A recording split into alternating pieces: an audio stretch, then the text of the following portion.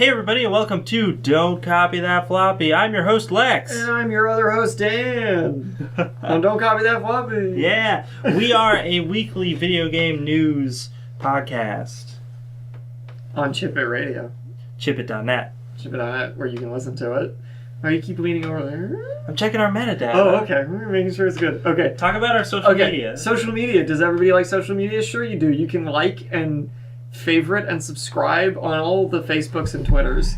So you can follow us on Twitter at DCTF Podcast. You can also like us on Facebook at Don't Copy That Floppy. You can also subscribe to us on iTunes at Don't Copy That Floppy. And we got a big backlog of episodes on there. And you can go follow us on Steam at Don't Copy That Floppy, where we have our little Steam curator group. And you can listen to us on iTunes or at Chip It Radio on chipit.net, and you can chat with us on the website. Yes, go to chat. Yes, go to the chat. We're in there right now. We're doing it. Dan's on there. We're live, by the way. I don't know if we said that already. We're live. We're live. This is all happening right now, so you can talk to us right now. You won't even have to wait for a response. Unless you're listening to our archive, in which case, don't try and talk to us. Or unless I just decide to not respond back. He might not. I have this keyboard. I'm ready to go. But, yeah. We've got a lot of great news today. We do. Lots of stuff about a topic that we covered a little bit last week because it was happening while we were doing our show. It sure was. And that is the Game Awards on Spike TV. Thank you, Dorito Pope. Thank you, Dorito Pope. Then we're going to talk a little bit about Minecraft developer Mojang. We're going to talk a little bit about Grand Theft Auto 5 in Australia. Can you believe that Grand Theft Auto 5 is causing a hubbub? I never would have expected. Can you believe it? We're going to talk a little bit about an announcement from the director of Dragon's Dogma. Oh, I'm so excited. I hope it's not something stupid. And as we talk about almost every week, Gamestop has done something douchey, and we will be covering it. Yeah, and this is actually somewhat related to something we talked about them doing douchey last week. Yep. Very similar. Which is great. And then we also have a little fun tidbit about amiibos that makes them more interesting and more appealing. And we have some other news about Bloodborne. Yeah, that I was going to talk about with the Game Awards, because they showed some new stuff at the Game Awards for Bloodborne. Talk a little bit about Bitcoin, because that's relevant. Always relevant. I found a sort of interesting article in the New York Times just about this year in video gaming in review. In this newfangled industry of video games. The new one, yeah. Yeah.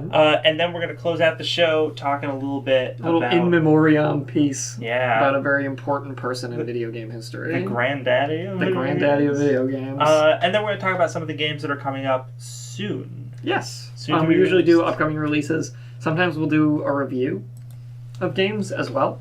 I don't have anything to review this week. I don't know if you do. I bought Divinity Original Sin. Why don't we do a little reviews now? Because I have one that I can do in like 30 seconds. Oh, okay, sure.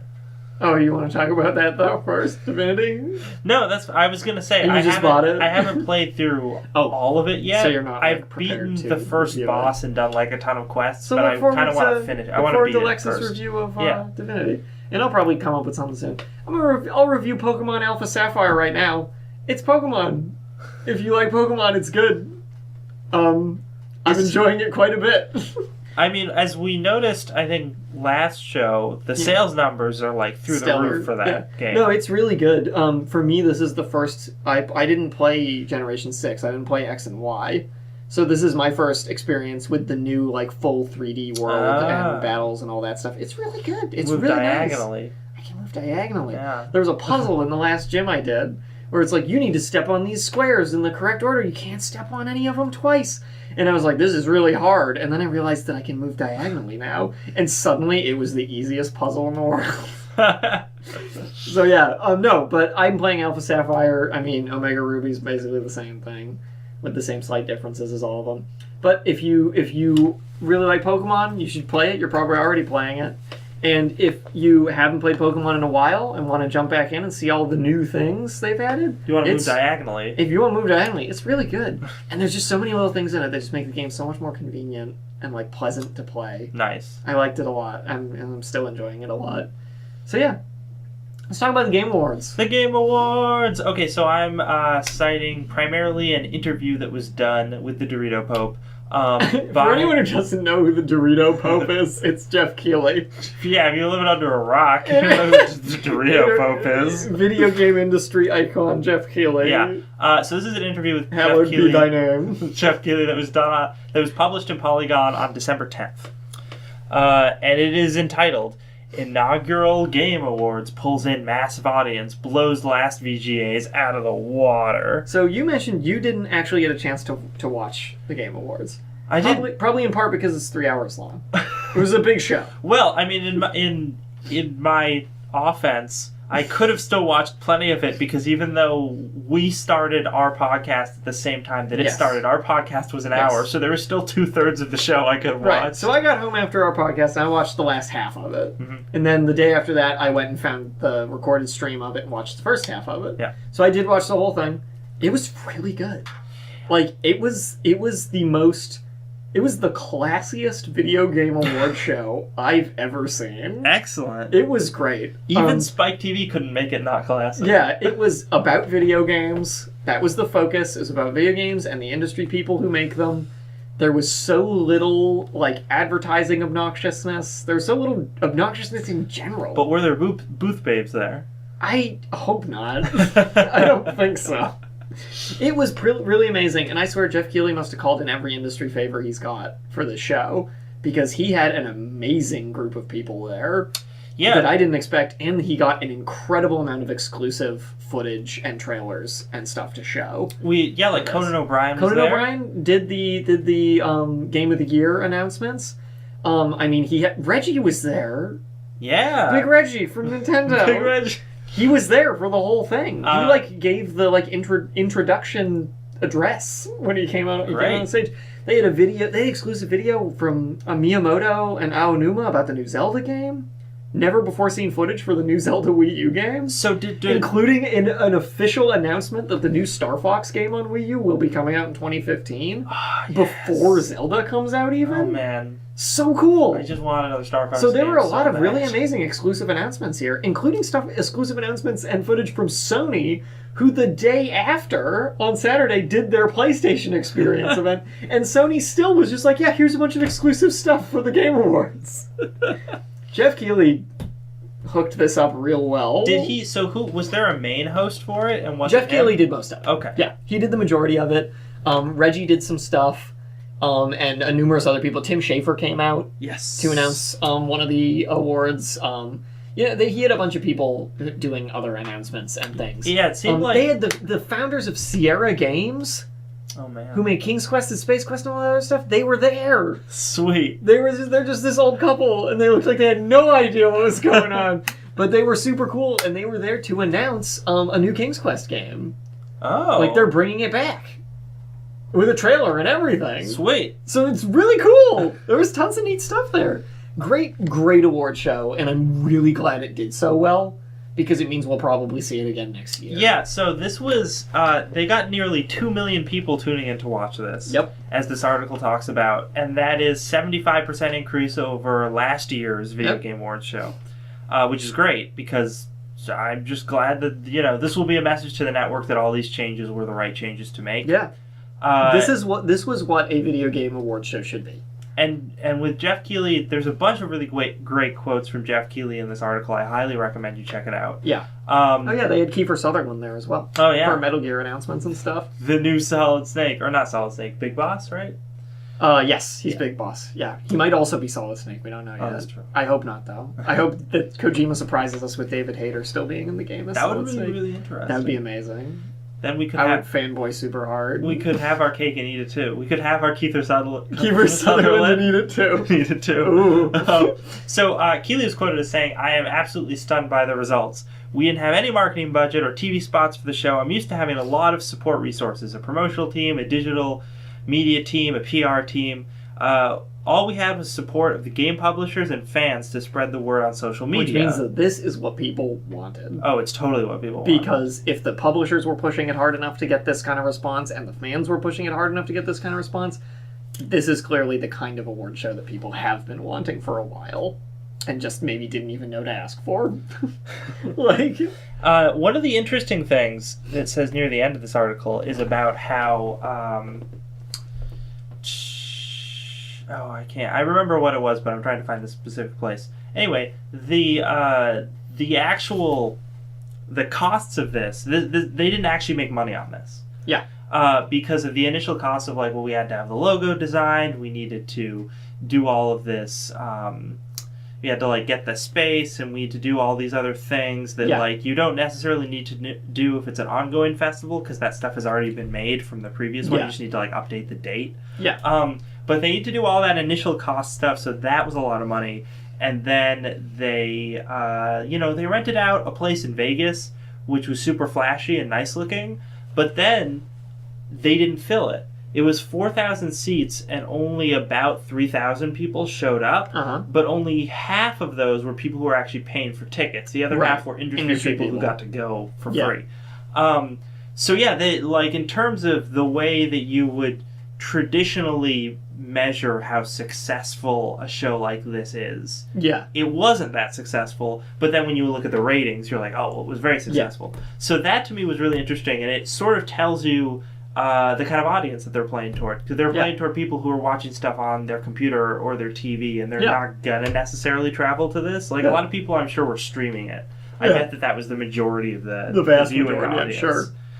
I mean, Keeley himself seems to not be sure if there's going to be another one next year yet. He doesn't want to say anything one way or another. But with everything going the way it is, it seems decently likely. Yeah, he seemed to be. I can't tell. I think he seems cautiously optimistic. Me. I can't tell if when the interviewer was asking him about that, if he was just trying to be coy, like people often are in media, where they're like, well, I can't say, but Yeah.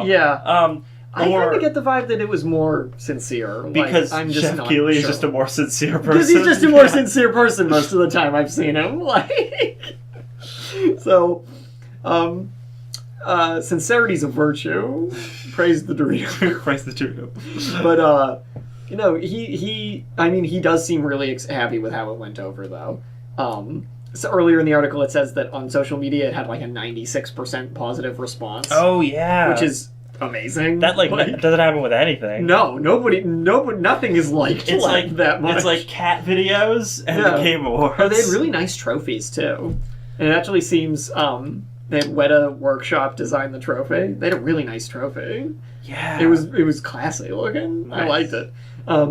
They also had a bunch of musical numbers. They did. They had Imagine Dragons performing on stage with Koji Kondo, the composer for the Zelda games. That's so freaking sweet. It was so sweet, and they played a Zelda medley and everything together. It was great. Man. So good. So good. I was amazed at everything. This show was way better than E3. I mean, that doesn't take much. It doesn't take much at this point, but I was just amazed. I watched this and was like, oh, that was so cool. I was so much more excited for everything in this show than anything at E3. Anything. And except for maybe the announcement of Bloodborne, just because I love that series so much. Yeah. And I think it's even like people have more of a reason to care about the Game Awards because they have exclusives. Yes. Because that was a big thing that Keighley wanted to have. And I was impressed at how many exclusives they got. Yeah, so it is basically just like better than E3 because it's doing a lot of the same stuff. Yeah. You just don't get cover the award show side of things that people like to watch and find out, who won. Game of the Year winner, by the way, for them was Dragon Age Inquisition, which was up against Shadows of Mordor, Hearthstone, Dark Souls 2, and Bayonetta 2. Me, personally, would have liked to see Dark Souls 2 or Bayonetta. Bayonetta was a long shot, but it got up there, which I was happy about.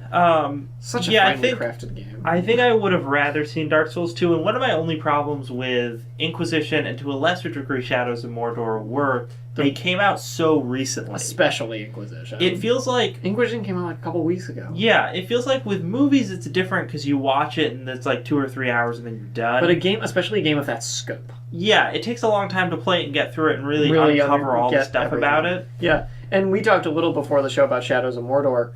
Great game, for all intents and purposes. Not convinced it was one of the, greatest 5 of the year. Yeah, I mean, that's kind of just our opinion, man. It is. But it absolutely is. I don't want to say, what the hell, nominated Shadows of Mordor. It's just for us personally, maybe wouldn't have put that one on the docket, especially with 2 other big fantasy titles. And I think that's the other reason I think it's weird. It's because 3 of these Game of the Year nominees were, like, fantasy adventure. Because, like, you know, Dragon Age, Shadows of Mordor, and Dark Souls all do have some kind of similarity in themes and everything to them. So it felt odd to see them up there. Hearthstone was an interesting nomination, and I kind of get why it was nominated. Still, I'm kind of glad it wasn't the one that took it seems weird to compare it to Hearthstone to those did other win games. something else, though. I assume it did. And I can't remember what, but it did win something else. But yeah, it's weird because it feels like Hearthstone is a lot of fun and I like it a lot. Yes. But it feels a lot like something Blizzard made in their spare time just because they were like, maybe it'll make us a couple bucks, and then it made them like a ton of money. But it's not like the game that they spend like 12 years developing. Like all their other games. Yeah. Like Titan. I just really want to play StarCraft Ghost, Dan. I'm never going to let it go. We all want to play StarCraft Ghost. That's what everybody wants deep down. Yeah. It's just going to be another Duke Nukem Forever at this point. Oh, it's not. No, they said they weren't. Yeah, well, if it ever actually came out. Oh, yeah. It would just be another Duke Nukem Forever. But yeah, so that's why it feels weird to me. It felt like something that they made like on a lark instead of something they spent a ton of time on. Like the other games in that category it was made by a much like, smaller little part of Blizzard. Whereas the other games in the Game of the Year, these are like AAA, like huge money titles. Yeah, they spent years and years in production. Yeah. Bayo 2, jeez, that game was being made for a while. Yeah. And Dark Souls 2 as well, because they were working on that for quite some time too. But anyway, we were really happy with the Game Awards. A lot of people were really happy with the Game Awards. We're super excited to see them next year. Yes. And all hail the Dorito Pope. Yeah. Oh, and I want to add, we saw them before the show, but the award categories were really good. They were really. They were much more. We talked about them in last week's episode, so you can probably. Yeah, they were much more varied and well balanced than others. The one complaint that I saw about them, that I saw as kind of a complaint about this whole thing in general, was that a lot of people were irked that all of the mobile games were lumped into one thing. Oh, you didn't have like cheap mobile games and then the higher budget like Nintendo first party mobile games. They were all squished together. So perhaps if it does come back, they could do a budget mobile games category for things like Angry Birds and tablet games and things like that, and then a bigger one for things on like the 3DS and the Vita that are $40 games with much more content and depth to them. Just because it doesn't seem fair to the like tablet and phone games otherwise. Yeah. Because they're so in a different league that like I don't think that the merits of a phone game should be judged the same as Pokemon or something, like. So anyway, what we got to talk about Minecraft? Mojang. We're not talking about Minecraft. We're talking about Mojang. So this is a quick little article that was published December 10th in Polygon, and it's just some breaking news about Mojang's new game, collectible card game video game. It's not physical cards. Scrolls. It's called Scrolls. Which Bethesda sued them over. They did. Because, Bethesda... I did not know that. When this game first got announced, Bethesda's lawyers... I shouldn't say Bethesda. Bethesda's lawyers saw the title Scrolls and were like, whoa, but we own the Elder Scrolls. That's our name. That's our IP. And they sued Mojang to get them to change the name. And Mojang was like, no. Mojang should have changed it to... You don't own the word Scrolls. Should have changed the name of their game to Infant Scrolls. Infant Scrolls? Just really spit in their eye. Baby Scrolls. Baby Scrolls. So this game has been in beta for 18 months. Yes, and obviously that whole illegal scuffle got resolved. And it was released... The game's coming out. Yeah, and it was released yesterday, December 11th. Oh my goodness. So I haven't played it. Neither have I. I didn't know it was out. But I actually do want to look into it. Apparently the way it works is not only is there the collectible card game elements, but they also combine sort of more board game type elements where there's a battle grid and the way you place your different monsters cards or wherever your army guys affects your strategy and stuff. And that's cool. It sounds like a lot of fun. And it has a story written by Penny Arcade's Jerry Holkins. Excellent. How about that? Yeah. That's interesting. So you know what? I wonder if Mojang's ever going to finish Minecraft. No. No. Actually, no, I feel like they will, as we talked about it in a past episode, because Microsoft bought them. And I feel like Microsoft will eventually put the screws into them to at this point, all they really need to say is, it's done! I know, right? Because they could say that literally at any time now. Yeah, they just could. Be like, well, this is it. This is the finished product. And you know why they will say that? Because Microsoft will be Minecraft like, you 2. need to make sequels. So although, just say you're Phil done Spencer's not really hung up on that. We had an article earlier where Phil Spencer was saying, like, I don't think there's a need for Minecraft 2 anytime soon. Phil Spencer's my boy. He and Jeff Keighley should hang out. I bet they do. I bet they do. And Reggie. And Reggie. Reggie's the wild one. Oh. Can I mention one little funny thing from the Game Awards? Yeah. Again, I'm sorry, this is pulling back a little bit. So one of the awards was for best performance, like acting performance in a game. And among the nominees were Kevin Spacey for Call of Duty Advanced Warfare and Trey Parker for a ton of different voices in the South Park game. And Trey Parker won. And so Trey Parker was there, and he went up to get his award, and he gave a little speech about how much he loves video games as a medium. He always has. He's super honored to win this award in video games. And he says the reason he loves video games is because it's the only medium in the world where he can win something over Kevin Spacey. And then he just walked off stage. I wonder if Kevin Spacey was there. I assume he wasn't. He was. Yeah. I think Kevin Spacey is too important to be there. there. Because one of the great things about when they do little stabs like that, like the Oscars or something, is that they're all there. So then the camera will just cut to that person. I just wanted to see Kevin Spacey just livid.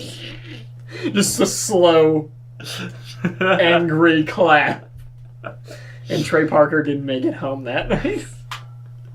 But no, I thought that was a nice little thing there. And good for you, Trey Parker. You made it. South Park wasn't making it. He didn't make it yet, but now. But now he's made it. So, what kind of outrage has Grand Theft Auto 5 started now? In Australia, the land man, down I love under. stories that start within Australia.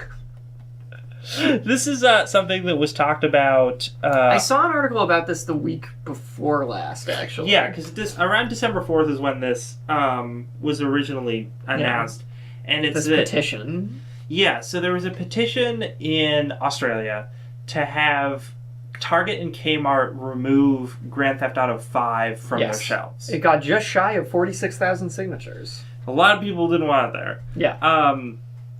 And this is super interesting because in Australia you can do that and then those companies will actually listen to you and take it off their shelves. That is interesting. Because here that totally wouldn't happen.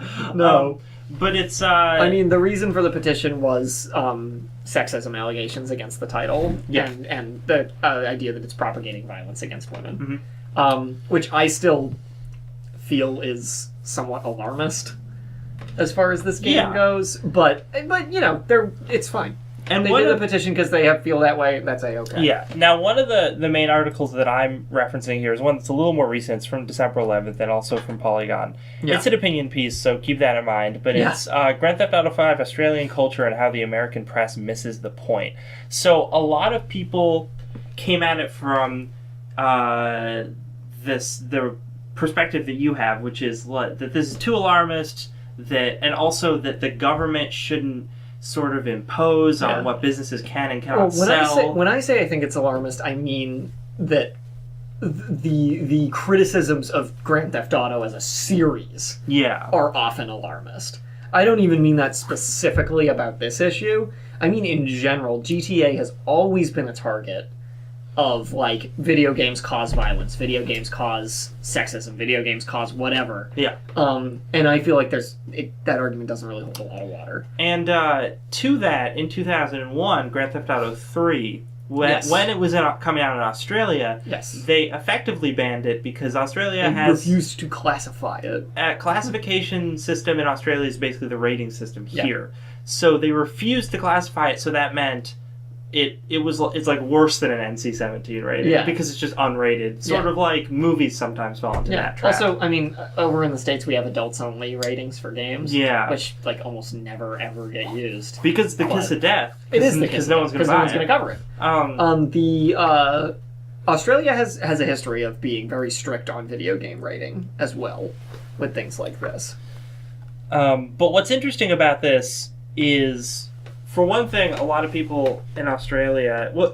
When I've read through this opinion piece, one of the main points it makes is like, listen, you guys, people in the U.S. are way more up in arms about this than people in Australia are. Because one of the points that keeps getting made by Australians is like, we can still buy this game. Yeah. Other retail outlets. Yeah. Because like you said, it's just Target and Kmart. Yeah. Right? Yeah. So that means, Target and Kmart might not carry the game, but you can buy it anywhere else. You could order it on the internet. And one of the big things that they also point out in this is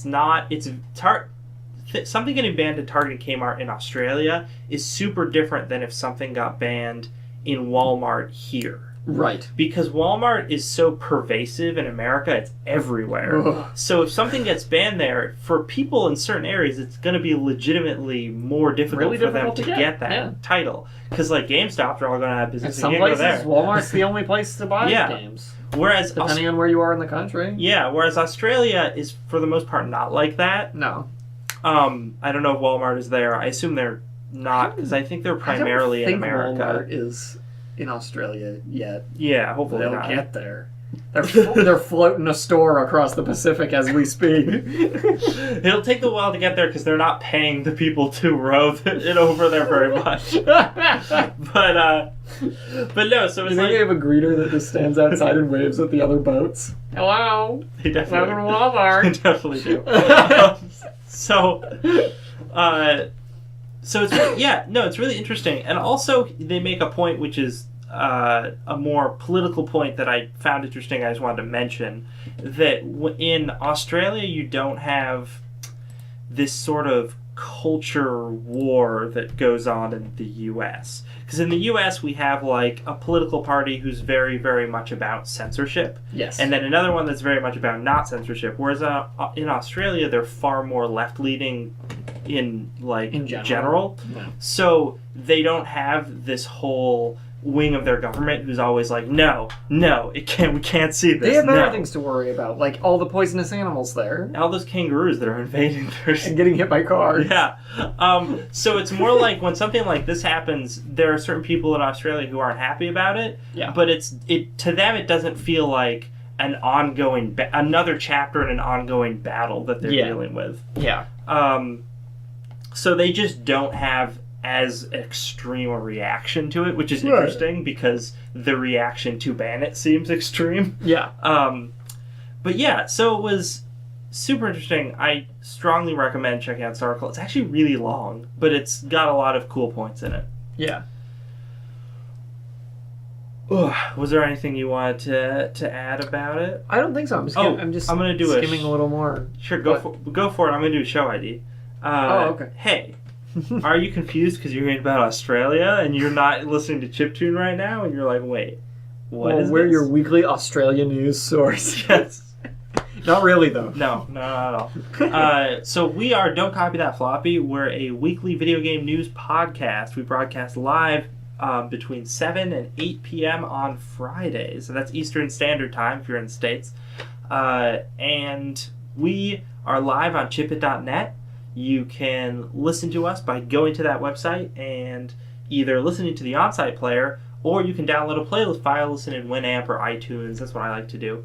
And you can support the show by following us on Twitter at DCTF Podcast, by liking us on Facebook, Don't Copy That Floppy, subscribing to us on iTunes, Don't Copy That Floppy, or joining our Steam curator group, Don't Copy That Floppy. Also, we have show archives on both iTunes and the Chipbit site. We have our own page on there, so you can listen to past episodes. If you're listening to this not live, then you probably already knew that, so sorry. And if you listen to this live, we also have a live chat feature. You can go to Chipbit's website, and right on the top of the screen in their main menu, there's a little chat option. You click on that, and usually when we're broadcasting live, Dan is on the keyboards. Woo-woo. And you can ask us questions about stuff. Yeah. It's great. So I do want to mention one more thing from this article about this Australia situation that I remember from when I read about the petition.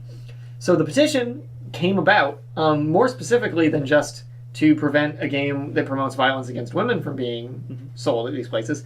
It was more specifically to prevent a game that promotes violence against sex workers. Which are predominantly women most places, I guess. I don't know that actually for a fact. I would think. I'm pretty sure they're predominantly women. I'm not saying there aren't some gigolos in there, but... There's definitely are. Yeah. God bless them. But, we're not talking Europe over here. So, in Australia... So, in America, you have sex workers are seen as like, oh my goodness, prostitutes. And it's illegal, like, almost everywhere. Super legal, except Las Vegas, where the Game Awards were held.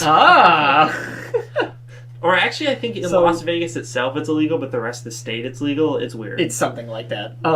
So Australia, though, in all 6 states and 2 territories of Australia, sex work's legal. Like all of it. Brothels are legal in 3 of the states, and street walking is legal in 1. So prostitutes just walking around soliciting people is legal in one of the fucking states in Australia. Let me tell you, I already wanted to vacation in Australia. And now it might be worth braving all those spiders.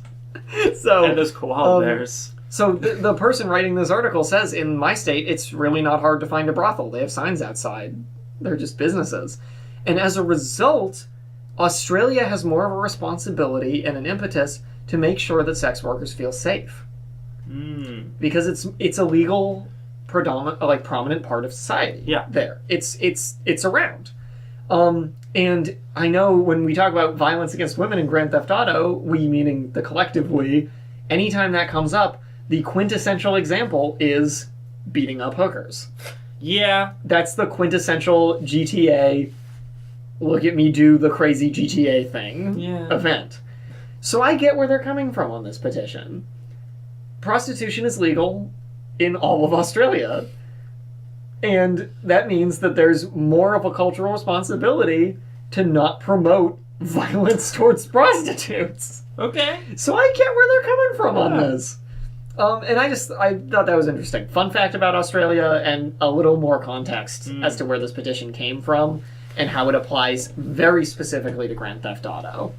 Regardless of other titles. So yeah. Keep on trucking, Australia. Oh man, I'm so excited. There was some Dragon's Dogma news this week. I never expected there to be Dragon's Dogma news ever. So this is something that broke on Video Games 24/7. We've never had an article from them before, I don't believe.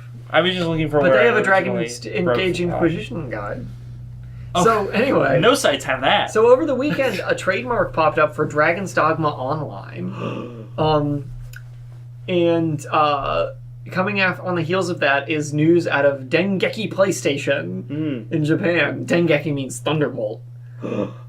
Ooh, that a new game is coming from the Dragon's Dogma team and is going to be announced soon. So the magazine features a large questionnaire section. In which 107 game developers participated, 2 of whom were Dragon's Dogma director Hideaki Itsuno, and that's a name for you, Minaeu, that's a really hard name to pronounce, Matsukawa, who produced the Dark Arisen expansion to Dragon's Dogma.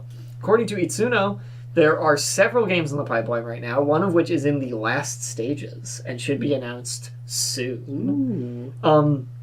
They're working really hard to get ready for people to learn about what we have coming up in 2015. Get them excited, added Matsukawa. So it's unknown whether this trademark for Dragon's Dogma Online is for an online-only game, like if they're doing some kind of MMO, or an online portion for a sequel to the original game. If we're actually getting a Dragon's Dogma 2. There's probably some announcements regarding Sengoku Basara coming up as well, because the anniversary's coming up. But I mean, for me, I love Dragon's Dogma. That game, that is like the best not finished game I ever played. Because it's so not finished, because Capcom just pushed it out the door, because they had no faith in the project at all. The guy was like, I want to make this stuff. Itsuno was like, I want to make this stuff. Capcom was like, whatever, nerd, and gave him a fair amount of money. He did his best, and they were like, hey, is your game done? He's like, well, not really, too bad. And they just released it. It did really well in spite of that, for what it was. But I never expected to hear anything about it ever again after the Dark Arisen expansion. But it's a terrific little action RPG. If you want to play an RPG that maybe the questing system's not the best, maybe the story's not so good until like the last third. The last third's amazing though, so it's worth it. Alright. Like they clearly didn't have time to finish the first 2/3 of the story, so they just focused on that last climactic part, like the final act, and ooh, it's good. But with incredible gameplay, like super unique core gameplay that's really, really fun. Some of the most satisfying magic I've ever used in an RPG. Like, it's great. And a really good character creation system, as well as some good, like, team-based combat and stuff like that. Super fun game. Definitely like a diamond in the rough kind of situation. But if we get a Dragon's Dogma 2 that Capcom puts more money behind, and lets them like have the time they need to really polish it, that could be an incredible game. I don't know, Dan. They would spend more time on Dragon's Dogma, but they would rather spend more time not making Mega Man games. That is the majority of Capcom's development schedule right now. Just not Mega Man. Street Fighter, not Mega Man. No, Resident Evil. Street Fighter 5 got announced as well. Oh, that's true, That's worth yeah. mentioning too. Over this weekend, Street Fighter 5 got announced. That's exciting. So cool.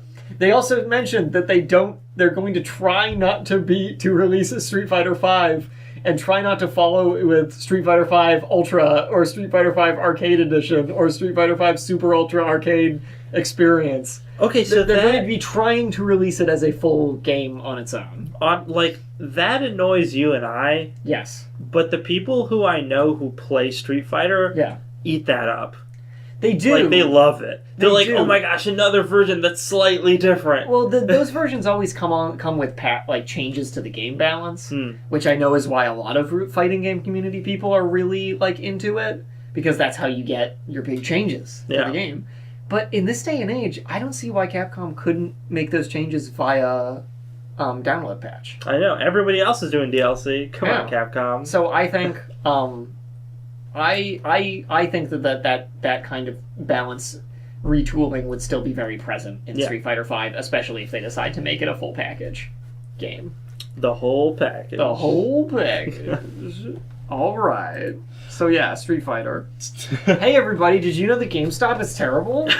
They are. Shocker. We've never talked about that before. We've only ever had good things to say about GameStop.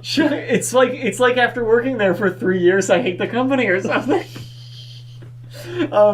So GameStop, we talked about them last week. We talked about how they had been artificially driving up the prices of used titles. Specifically, a title that allowed you Cubic Ninja to hack the 3DS. The 3DS, which will probably so be you can play patched out emulators. soon anyway. Yeah, they drove that price from like $5 to $40 as soon as this news came out.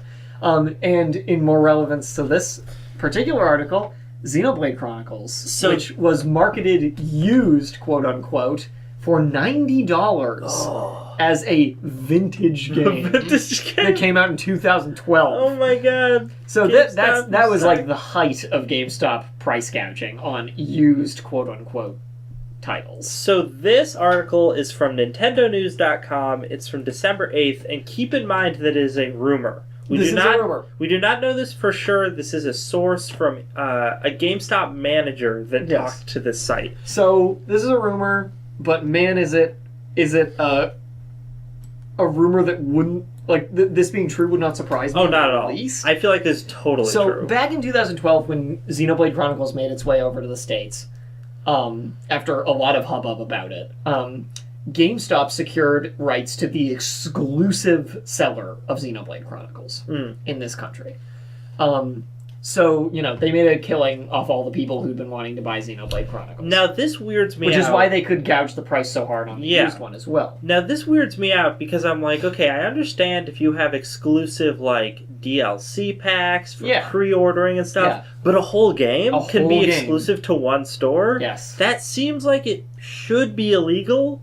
Yeah. Because it seems really My weird. assumption is that as something, maybe GameStop gave money towards localizing it. Or maybe in some nobody way. else wanted it. Yeah. That may have had I mean, something to to be fair, do with it. Xenoblade, it's a JRPG, so it is a somewhat niche title. Yeah. Like, you don't see JRPGs really selling at Walmart. Target. Not really. Yeah. Like, JRPGs have a very strong and loyal following in America. But it's not broad enough. No. Because there's so many people who don't care about them at all, as well. So this rumor is that the Shulk amiibo of the main... Shulk is the main character of Xenoblade Chronicles, and is a character in New Super Smash Bros. And he's really fun to play. The amiibo figure for him will be exclusive to GameStop, just as Xenoblade Chronicles was. So there's precedent for that.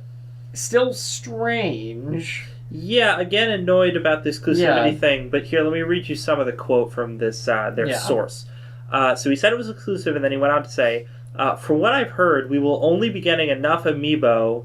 That's the plural of amiibo, is just amiibo? Sure. Okay. We'll only get enough amiibo. It's Japanese. It's Japanese. Amiibo to exactly match the number of pre-orders, no more, no less. The idea is to keep figures rare, increasing its market value and driving up demand. Then, several months later, we will receive a second shipment and sell it as used for a marked up price. It won't be used because it's their second shipment. And that's what they were doing with Xenoblade. Yeah. They had new copies, but they were changing them over to used so that they could sell them for whatever price they wanted. Yeah. Because GameStop controls the used prices. Which is a funny topsy-turvy world, because everyone's like, well, it's used, so of course it would be cheaper than the new one. But it's not. Metroid Prime Trilogy on the Wii was also marked up to $70, I believe. Yeah. Used on the Wii for a while. So anyway, so this is a rumor, but man, I don't think that this is far-fetched. No, not at all. Which is the thing that upsets me. And... I will say, having worked there, this whole thing of like we will only get enough to match pre-orders, that's nothing new. Yeah, that's absolutely nothing new. With huge titles like Call of Duty and these new Assassin's Creed games and things like that, they get a ton of surplus. But anything that's even slightly niche, you will often get at most one extra beyond your pre-order number, which is in part because they don't know if they'll be able to sell the excess. But it's also... But it's one! It's an excess of one! It's an excess of one. But at the same time, this quote kind of makes me think, how many games that are kind of niche titles have they short-stocked to maybe make a couple extra bucks here and there? Oh, a ton. So and I never really thought about that, but this makes me feel like, man, some of those Japanese games that end up being hard to find over here, that GameStop sells for a fair amount of money... This is going to be a little suspicious. Now, for that, I again cannot blame GameStop as much because going back to the issue of exclusivity. So if it's a Japanese game that's exclusive to GameStop and they pull these shenanigans, that really bothers me because they're the only ones who are getting the game. In other situations, you can get it elsewhere. Yeah. So it's like if with other games they're doing that with, and those are games that other stores are carrying, it bothers me a lot less. Yeah. Because then I'm like, well, that's another reason to not give GameStop my business, but to give someone else my business, and hopefully that'll drive GameStop out of business. Serves them right. You are right. The exclusivity of both Xenoblade Chronicles, the game, and now possibly the amiibo of Shulk is the real problem. Because that's what lets them do this. Yeah, because I first read this story and I didn't read the exclusivity part. Yeah. And I thought, oh, so they're being douches about that amiibo. Well, I guess if I was going to buy it, I'd buy it somewhere else. Oh, wait, I can't. You're not going to be able to. So amiibos are what, $13, $14? I think so. Something like that? So what is this thing going to be selling for? You're going to be paying $30 for $70. A 3 or 4 inch tall figure of Shulk? $70 for a used figure. Oh my god. Got to get that used Shulk. I need him. I mean, if we look at it the way Cubic Ninja was $5. Up to 40. Used copies up to 40. That's so 8 times. 8 times. So yeah. It could be get my $100 Shulk figure. Yeah. Oh my goodness. It's terrible. GameStop, I really hope this rumor's not true, because if it is, you're the worst. And if I was Nintendo, I would be pissed about this. Yeah. Because they're trying to make Amiibo and make it a big thing. If I was at Nintendo States. and I saw this rumor popped up, I'd look into it. Oh, definitely. Because if Reggie's gonna have to bust some skulls. Dude, he will. Because Because he's the wild one. He's the wild one. Like, Jeff's the handsome one. Who was the other person who hangs out with them? I don't remember. There was a third. We'll come back to that joke. We'll get back to it. But no, Phil Spencer. Phil Spencer. Yeah. Phil Spencer He's is the man with the plan. Yeah, definitely. He's the man with the plan. And then Reggie's the wild one. He pulls their whole group together. You've got the guy with the plan, the face, and the crazy one. Yeah. They just needed some muscle.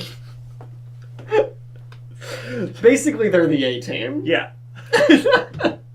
Sometimes Tim Schafer shows up in certain episodes to just hang out, talk about indie titles. Be weird. And then leave. Be weird. He's the celebrity Just shows guest. up sometimes in Remasters Grim Fandango. Yeah.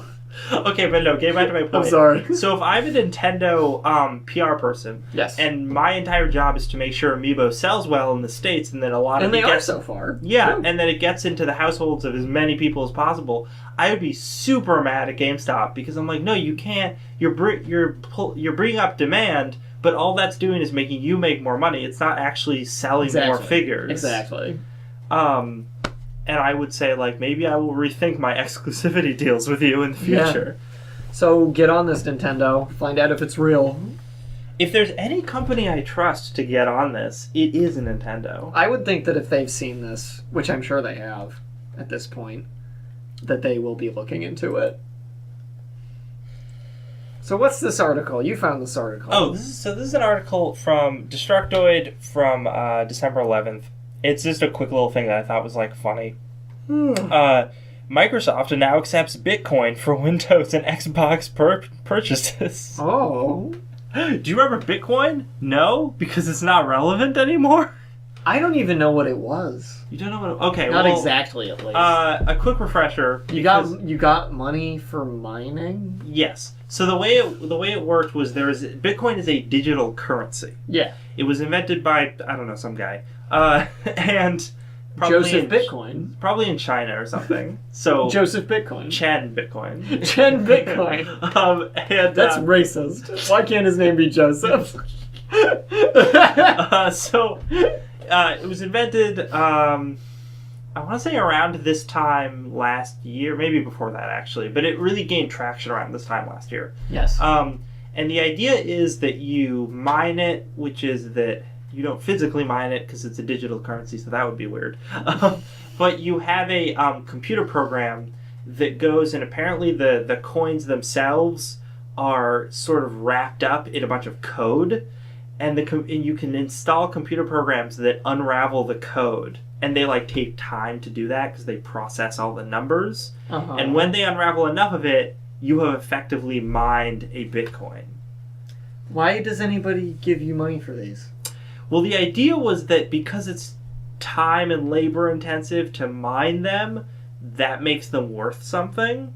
And because they're a digital currency, they can be used to pay for stuff online way easier than real currency. Mm-hmm. And the person who invented them was like... By that logic, couldn't I go into my backyard and bag up a bunch of dead leaves and say, well, it took time and labor, these must be worth something? But they're not digital. I don't. You'd even have know. to scan them. Then you could do I scanned all these pictures of dead leaves. Give me money. But Microsoft, give me an indie game. but to put it in a little more perspective, one of the minor forms of Bitcoin, because there were a bunch of other forms. Dogecoin is Dogecoin. And I have tried mining Dogecoin because it seemed like a fun idea. And it takes a couple minutes to mine one Dogecoin. And how much of it do you get for your Dogecoin? Very little. Like 0.0001 cents. Oh. In real money. Okay, so these things are not worth a lot of money. No. Okay. Now, there was a little while... That makes me understand. Now, Bitcoin's worth significantly more than Dogecoin, but it's also just as much more difficult to mine, so it's the same amount of time that you would spend trying to get it. But there's... there was this whole thing where the price got very inflated because people were like, this is the currency of the future. Betamax. And then a lot of people tried to get it, and because people wanted it faster than it could be mined, it drove the price way up. Right. And it became worth a ton of money. It's still worth significant amounts of money, but it has gone down a lot. Actually, the digital currency market has just now started to equalize in like the past 2 months. Interesting. And it's it's dropped off to really low. I think it's like 1,000 Dogecoins is now worth 20 cents or something. This all sounds so stupid. It's very silly. I like the idea of having a digital currency. Yeah. Because that seems like it would be convenient. Yeah. But since it's sort of like this whole idea that has just started and it's trying to interact with markets really that actually exist. Yeah, it's weird. So Microsoft being like, hey, you guys, you have Bitcoin, you like Bitcoin, well, you can use that to buy stuff now. I'm like, no one cares about Bitcoin, dude. It's not. This is the most useless thing for Microsoft to be doing. Yeah, seriously. Phil Spencer, we thought you had a plan, but no. Spend a lot. All right. No. Do we really have time to talk much about this? We can actually talk about it next week because we have an article. We have an article about the year in review for video game industry and culture. Yeah. but it's not issues. The end of the year yet, so we can put that off until our last show before New Year's. Let's do that. So we're now going to enter into our last story, I guess, which is going to be about one Mr. Ralph Baer, a pioneer of video games. Who doesn't know who Ralph Baer is? Raise your hands. A lot of you are probably raising your hands. I can't see you. I hope so. I'm raising my hand. You can't see me, but I am. You liar. I know. Because I read this article, so I told him. I actually knew who he was before I watched a documentary about him. There's a lot of really great obits all over the internet forum. We're specifically citing one from the New Yorker from December 8th. Check that out. It's really nicely written. So, Ralph Baer, he died on Saturday, this past Saturday, at the age of 92. And Ralph Baer, for anyone who doesn't know who he is kind of the father of video games. He invented a system to use a controller to control images on a television screen. The Game Box. The Game Box. That's when he conceived of it. He originally called it that. Yes. Then it got called something. The Odyssey is what it got called. He partnered with Magnavox to manufacture the Odyssey. And I think it was 1966 that he came up with the idea. Yep. And then in 1971, it actually... Yeah, he found the buyer in 1971. I think that's around when it went to market. Yes. And then first people were like, I don't know what this thing is. Yeah. Magnavox wanted to call it the Skillo-Vision. Good job, Magnavox. But then they decided to call it the Odyssey. Magnavox, that's why you're still a big company right now, because you had big ideas. Skillo-Vision. So by 1974, it had gained people had started to catch on to it. It gained a lot of traction. Apparently, the price had originally been $20, which, when you factor in inflation and stuff in 1971, was like a significant amount of money. A pretty good amount of money. Yeah. But it ballooned all the way to $100 by 1974, which again, when you account for inflation, is like... It's quite a bit. That's like PS3 launch price right now. Yeah. This is a supercomputer. Yeah, and they sold a lot. They sold 350,000 of them by 1974. This thing had 12 games. 12? When it launched, including Ping Pong. Which is just Atari... Before Atari stole it. Yeah. Damn it, Nolan Bushnell. But no, I think the 350,000 units, again, by today's standards, don't seem like that much, but you gotta figure... This is the first home console! Yeah, and less people have TVs, no one knows what this thing is. Yeah. Those are really good sales numbers, considering that. And it's $100 in the 70s, that's $1,000. The person who wrote this article says that several years ago they asked Baer what his favorite video game was, and he responded that asking the father of home video game industry to point out a favorite video game is like asking him which of his children is his favorite. This is the best response for that. That's the best response. So yeah, this guy, it's a little like, his title, Father of Video Games, is awfully, like, magnanimous, but at the same time, he really is. Like, he really did get this whole ball rolling. And I remember when I watched a documentary about him, maybe like a decade ago at this point, and I was like, I didn't know about any of this. It's really cool to see. What did you say the name of that documentary was? I don't remember. Oh, no. I wish I could. I can't imagine there's that many Ralph Baer documentaries. So I bet if you searched for it, you could find it. But I might be wrong.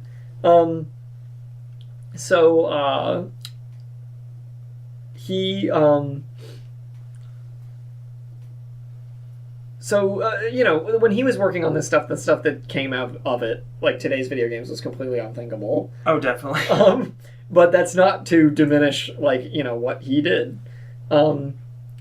There were other games that used electronic displays, like Tennis for Two, which was developed for the analog computer in 1958. Yes! Tennis for Two, by American physicist William Higginbotham. But Bayer is the first one who reimagined the function of the television set to be used for games instead of just TV. It was no longer just a mere window through which we could sell cigarettes to children. But yeah, no, he saw something. He saw it as this doorway through which you could do all sorts of things, and he went for it, and they did it. Yeah, like it came together. So thank you, Ralph Baer, yeah, for starting this industry. Thank you. We appreciate it because we wouldn't be around for if you video hadn't. games, Ralph Baer, but not Call of Duty. All right. Thank you for Bayonetta 2, Ralph Baer. I wish he had said that. What's your favorite video game, Mr. Baer? Bayonetta 2. What a butt on that lady. I love all the downloadable outfits. Dude, downloadable outfits. Those outfits are on disc. Thank you very much. Shit. And there's a lot of them. There was a Star Fox one, right? There is a Star Fox one, and if you wear the Star Fox one on one of the later levels in the game, it turns into a Star Fox level. Yes. I'm not even kidding. Excellent. It's incredible. All right, well, let's close out the show by talking about some upcoming games. Out today was King of Fighters 98 Ultimate Match Final Edition. 98? This is what I was talking about with Street Fighter. 98? I don't know, man. It's on the Windows. It's a 16-year-old difference. Hey, who's been wanting to play Final Fantasy 13-2 on their PC? Everyone? Good. It came out yesterday. Now you can. The 11th. BlazBlue Continuum Shift Extend on the PC. They're a little behind on those. That's like last year's model. But they'll get there. And Guilty Gear Xrd, that's how it's pronounced. Or Xrd, that's how it's supposed to be pronounced. Ugh. Yeah, I know. Guilty Gear Xrd sign. Thank you, Japan, for your naming sense. Japan, go jump off a cliff. Has come out... The whole country has come out on PS3, or is coming out on PS3 and PS4 on the 16th. Anyone who doesn't know about Guilty Gear, it is a really cool, used to be 2D sprite-based fighting game series. Oh, did they move it to 3D? It is 3D, but it's 3D that looks like 2D. Okay. It looks really cool. Alright. It looks really good. Like, if you look up a video...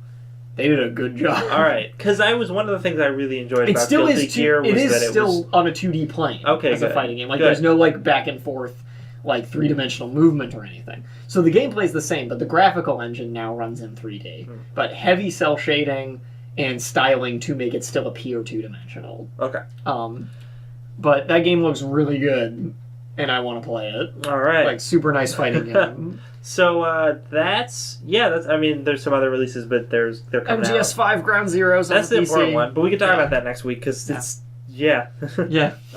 Anyway, thank you everyone for listening. Yeah, thanks a lot. We actually started on time today, so we're amazing, done. and we're like ending on time too. I know. This is like the first time I can remember this ever happened. Yeah. We have been Don't Copy That Floppy. We are a weekly video game news podcast. We broadcast from 7 to 8 on Fridays. That is Eastern Standard Time for those in the States or I guess elsewhere in the world who want the time reference.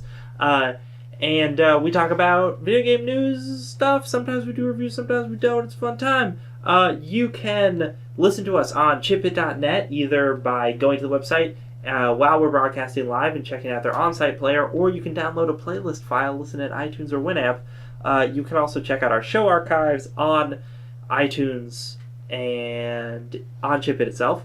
And you can like us on Facebook. Don't copy that, Floppy. You can also follow us on Twitter at DCTF Podcast. Subscribe to us on iTunes. And join our Steam Curator group so you can see what games we'd like to recommend to you. Yeah. Yeah.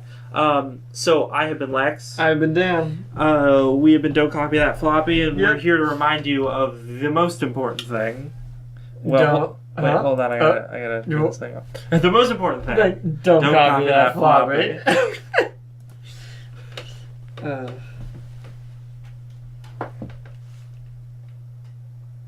Oh, the speakers are turned down really low.